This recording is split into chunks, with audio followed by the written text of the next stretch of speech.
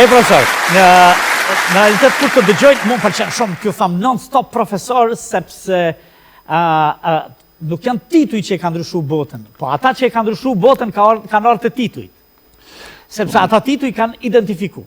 Profesor, doktor, magjister, këto, do më thonë, pa tjetër prej dyrëve të shkencës, nuk ka hykot në... Vërtet. E mendoje kur ishe i ri kështu i vogël, e ke pas i ëndër që do bëhesh një ditë profesor? Jo, ndoshta valla, por çka me thonë, gjithmonë kam pas ndaj planet, idejat. Besoj kjo u kon arsye. Arsyeja. Po, gjithmonë kisha planifiku diçka, kisha mendu diçka, por sot e dihet 2 cent më të rënda për njerëzve që janë, ose njerëz që urrejnë 2 cent të bëjnë janë të mendojmë, edhe të kuptojmë prioritet. Të mendojmë dhe ti kuptojmë prioritetet.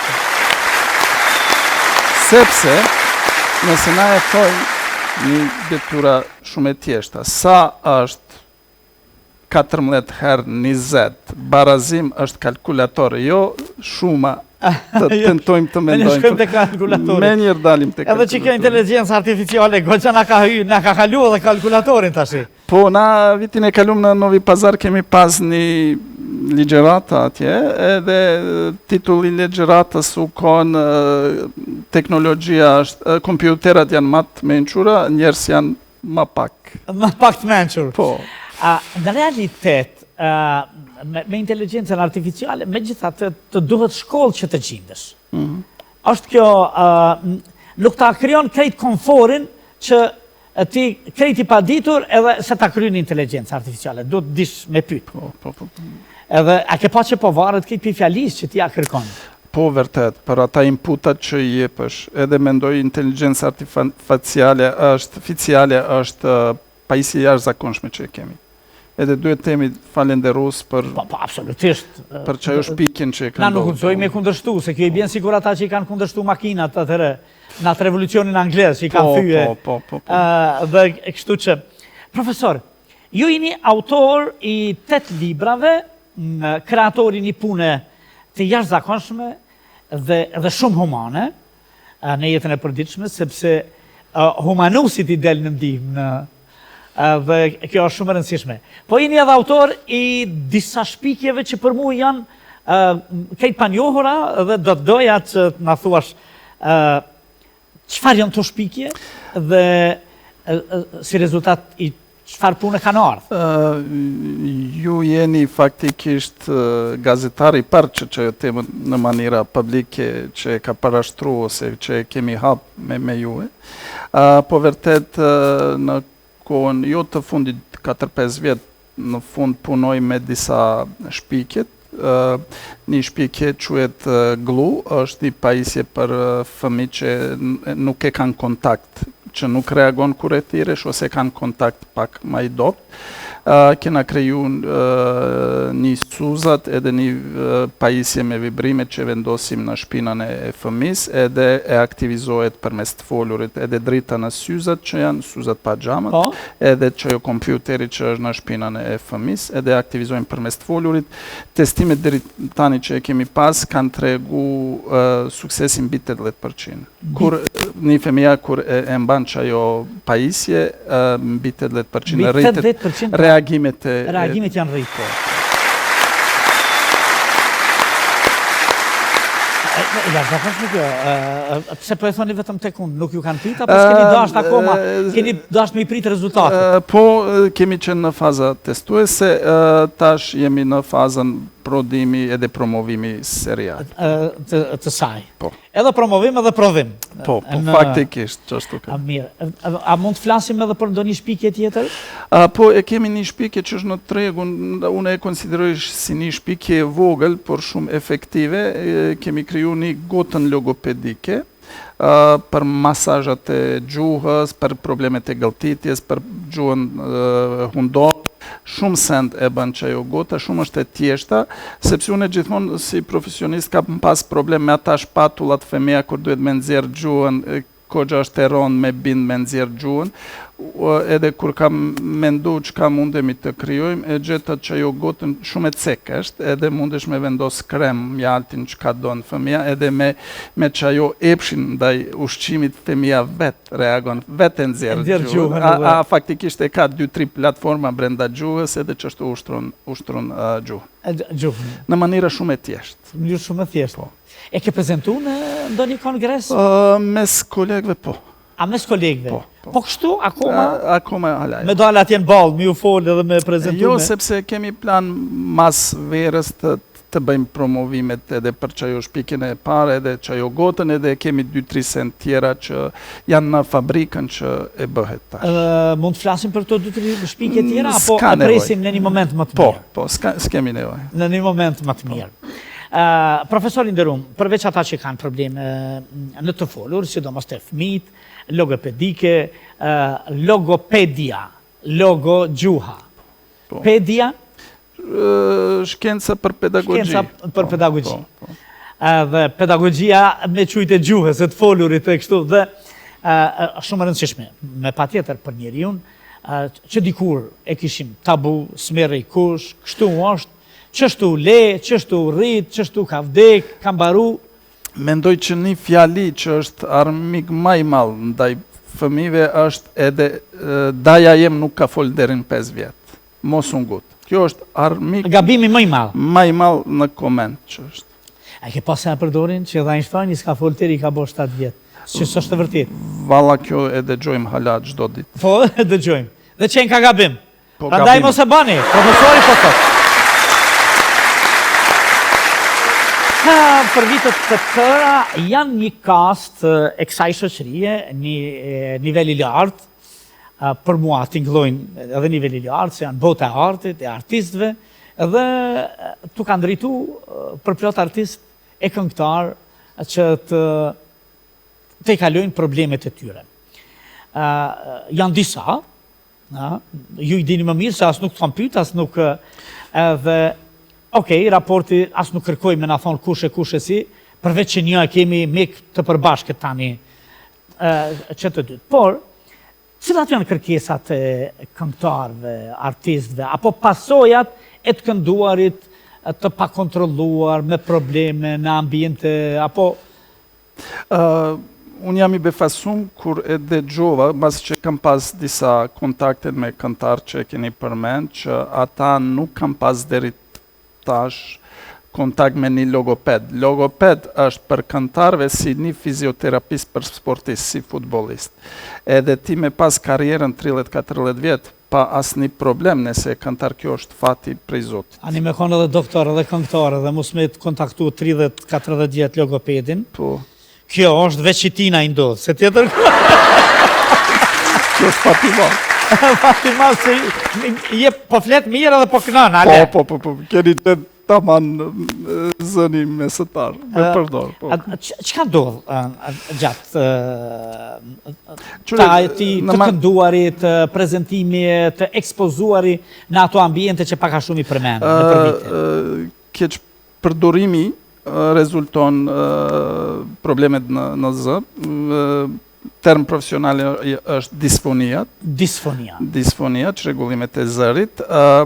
Edhe një arsye është keq përdorimin, nëse ti e ki që e dëgjoj unë prej këngëtarëve, kam pas 40 e disa ditë çdo ditë koncert. Kjo është shumë, ose duhesh me qenë i përgatitur si një futbollist që duhet me 20 ditë me ushtru para se me fillu sezonën, edhe njëjtë vlen edhe për këngëtarëve absolutisht, duhet me përgatitur veten para sezonës. Edhe mas sezonës duhet me mbaru me naj relaksim në kordat, me ushtrime për relaksimin absolutisht. Edhe une me këngëtari parë që kam si shok i mall momentalisht, edhe mundem besoj që ti përmend emrin. Po se e kemi këtu, po na dëgjon ai, e kemi edhe në sallë. Super, është artisti e këngëtari që për vite tëra ka kënduar edhe këtu, Bajram Dobra. Eduard Tropaki. Është nga ata këngëtarë më insistiv, që edhe ka vizituar, ka konsultuar dhe të... Po, mendoj që ai ka nizme bo ndryshime mes kolegëve, ai ka nizme shpjegu rëndësinë që ajo trajnimet profesionale që kena Në realitet, unë po du prej këtij emisioni për kolegët e mi, për këngëtarët, që janë zërat jashtëzakonshme, me gjuna do të ishte me humb. Po. Zë ndikon edhe biologjia, sepse ti në fillimi karrierës nuk e njëjtë si mas 20-30 vjetë, sepse edemat, polipat rritet gjatë karrierën, a plus nëse nuk e përgatitur në kontekstin kondicionit, sepse dhe zëri e ka kondicionin, cilësin, duhesh najherë me rritë cilësin, sepse cilësia bin gjatë karrierën, krejt ata janë sen që na duhet të dim, edhe profesionistat vokal duhet të din ata sen. Të marrim parasysh. Sa ka rëndësi anamneza kur vjen për herë të parë? Me patjetër, a? Po, sepse anamneza është senzori kryesor. Do të më tregu sakt. Po, Më kam ndodhë, s'm kam ndodhë, e kam bërë, se kam bërë, krejt. Po, sepse na përmes anamnezës duhet të dim në çfarë drejtimin të vazhdojmë muhabet, ose terapin, ose na i diagnostikim shtes të vendosim nëse duhet absolutisht. Por te profesionistat vokal, që janë edhe këngëtar, pa tjetër duhet të dim çka janë armiqet kryesore, keq përdorimin, absolutisht. Mungesa e kondicionit mund të shkaktojnë polipat, nodulat, ose ndryshimet organike në kordat vokale. Cigar, e ka një ndikim jashtëzakonshëm të keq, kafe në dozat të larta, absolutisht, problemet me barkun, se di lukthin nëse kemi edhe, kjo duhet me parandalu absolutisht, ose nëse është e mundshme, ata sen të zvoglohet në një në një sasi. Dan nga dal duke i eliminu këtu. Por unë e kisha dash me theksu diçka ma e rëndësishme ndoshta, sepse sipas statistikat profesionale, 70% disfoniat e shkakton janë psikogjene. E kanë bas nëse unë nuk e njihem mirë, nëse kam stres, zakonisht që profesionin shumë e kalon stresin, edhe ndoshta edhe ata vetë najherë... Shumë stres paraqitjet në koncert, para publikut, paraqitjet dasëm, të kërcen zëri, trak, hap, prej aty, absolutisht, është ai filmi me Pavarotin që pastaj du të mja fut një injekcion... Po, momentalizme, po. Që të mjullë shruz. Do më thonë, 70% janë tu. 70% shkaktare disfonijave janë stresogene. Disfonijat psikogjene e kanë emër të sakt, po. Shkaku i stresit. Shkaku i stresit. Po dhe këto që i përmendëm? Po, plus ata sen që kena përmend, por stresi është numër 1 shkaktaret që e kem. Në ujë të ftohtë të ngrohtë? Po, absolutisht, edhe ujë duhet. Por kjo konsiderohet si diçka ma e vogël, si nëse tash e theksojmë një stres që ka mund me. Kur e flas për stresin, mendoj për një stres që është në rrugën e gjatë. Po. Absolutisht. Po, që në vazhdimësi. Po, në vazhdimësi. Rritet pragu i gasmushmërisë, rritet edhe problemet, shkon të ngulfat njëri, po themi ngulfat, duke të ngulfat zëri, duke ju fik zëri. Të jenë lajmëru këngëtar të tjerë? Lajmërohen këngëtar, artist? Edhe këngëtar janë, deri tash që kemi folë për prind, edhe ata janë ngjajshëm, që ajo temën nuk kanë qenë promovume, edhe besoj nuk kanë pas njohurin mjaftueshme, për në kohën e fundit e kemi tendencën... është rrit kjo vedia, absolutisht në këtë dritim. Absolutisht. Edhe pastaj, është gjë shumë e bukur, sepse ti konstaton për një gjë që e ke logopedin. Qa bën logopedi? Bën këtë, wow! Si se pas këmi ditë, vërtet. Më thonë të drejten, unë edhe pse kam baru mjekësin, dhe më thonë, shumë pak informacion në këtë drejtim kam pas. Më shumë jam përgjegjë vetë, si doktor. Na im qamë thuk shtu, kam thonë bëjë këtë, mos e bëjë këtë, nga përvoja, e kam dëgju filan këngëtar, filan artist, filan profesionist, por jo me kompetencë, me folë, shko të logopedi, shko të njeri që e ka formulën e zgjidhjes së problemit. Po, absolutisht, na kena edhe instrumentet shumë e tjeshta që mundemi mas 15 minuta të kuptojmë gjendjen në zërin e klientit, absolutisht, në kontekstin dinamikës, në kontekstin kondicionit, në kontekstin cilësin që e kena përmend. Edhe me ditë si një raport ku është klienti me zë. A kemi ndonjë histori interesante, ndonjë sukses artisti që ju kalon bresa? Po, gjithmonë e mbaj në mend rasti kur ka ardhë këngëtar koleg edhe ka ardhë shumë i dëshpëruar sepse ORL i ka diagnostifiku paralizën në kordat. E plike vokales. Po, por kjo u konë bash paraliza, a na e dim në kontekstin, sepse fjalë paraliza t'inglon shumë keq. Sepse na e krahasojmë me paralizën trupore. Veç me na thonë bijem. Po, jam i gatshëm që ashtu del. Kur unë i shpjegova, sepse na e dim në kontekstin logopedik, paraliza nuk është një çrregullim, në kordat, paraliza nuk është një çrregullim serioz, që mundemi shpejt të nxjerrim rezultat. Paraliza në përkthim është që korda është pasive. Por na e kemi teknika që aktivizojmë që ajo kordën edhe korda shpejt e kthehet në që ajo mënyrë ma hershëm që e ka pas.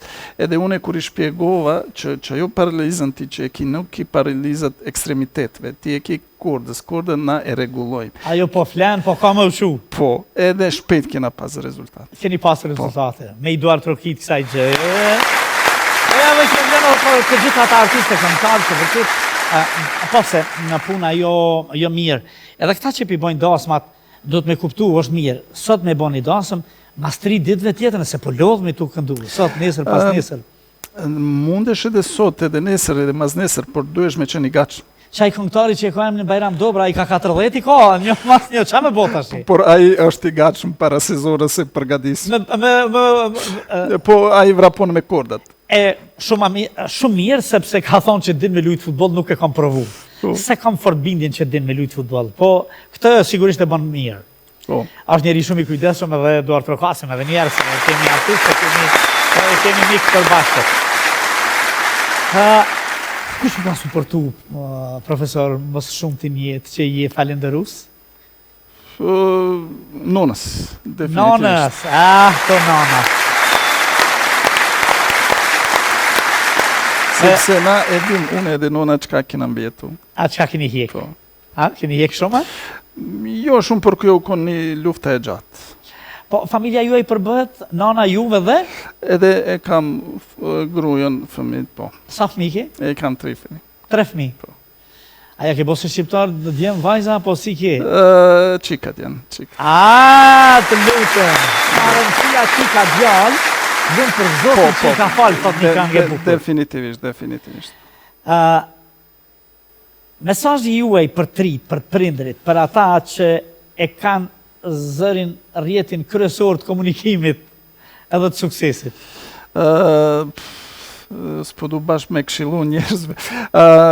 Le të prishin që ajo zonën komfore, edhe koha është i vetëm resurs i vlefshëm që e kena ta shfretizojmë në sendet adekuat. Edhe le të konsultohen me profesionistët. Për ata që kanë nevojat, problemet, dilemat. dilemat. Po. Kush është Mulaim Kaçka, profesori, asistenti, doktori, jashtë profesionit? Gatuan, këndon, lan vrapon, luan futbol, këndon, a thash këndon? Jo. Dallon të kënduarit. Basketbol. Të kënduarit në kuzhinë e bën ti që don vet. Të kënduarit të Bajramit gasëm do të më mush menën 300 vetave. Na këndojmë falas, faktikisht. Këndoj edhe në banju, ose në natyrë, zakonisht. Se kur i lanë enët, po se po. Kur askush nuk dëgjon. Unë e di me ndrejt zënin, por nuk kam cilësinë me këndu. Cilësinë e zërit. Mirë, ajo është të thonë e Zotit, kështu themi. Po. Ndonjë sport? Veç vrapoj. Çka të tërheq me lexu më shumë, profesor? Përveç shkencës. Në kohën e fund shumë shkenca, valla. Shumë shkencë. Nuk e di. Ka dhe zhvillime dinamike të hartë me të mbajnë? Po duhesh me përcjell, sepse nëse nuk e përcjell, do të mbetesh mbrapa. 500 pacientëve, sa do që e keni moshën shumë të re, që i keni ndihmuar. Cili është falënderimi ose momenti që ju ka prekur më shumë edhe që nuk do të harrosh kurrë? Po, e kam ata që përmenda 3 fëmijë që kam pas bashkë të lashet serioze edhe dy prej ata tre që kur kena pa që Tre prej një familje, 2 kanë hecë, kanë hetë shumë përpara. shumë përpara. Edhe e di takimet me atë prind që kena pas, sa ata kanë qenë gëzume, sa kanë qajt, sa kena përballë që ajo situatën bashkë. Profesor, ishte kënaqësi që të kisha musafir. Na kanë thënë gjëra shumë bukura, jemi mundu të flasim në mënyrën më të thjeshtë që të na kuptojnë se njerëzit kanë shumë nevojë për këtë segment të jetës që bën pjesë në shëndetësi, sepse bile shumë edhe i bashkëdyzuar, jo veç ai fizik, po dhe mendor, dhe falenderoj nga zemra që na erdhe, që na the gjërat bukura, edhe na shpalofte një përvojë shumë të bukur para spektatorit. Ishte kënaqësi. Faleminderit.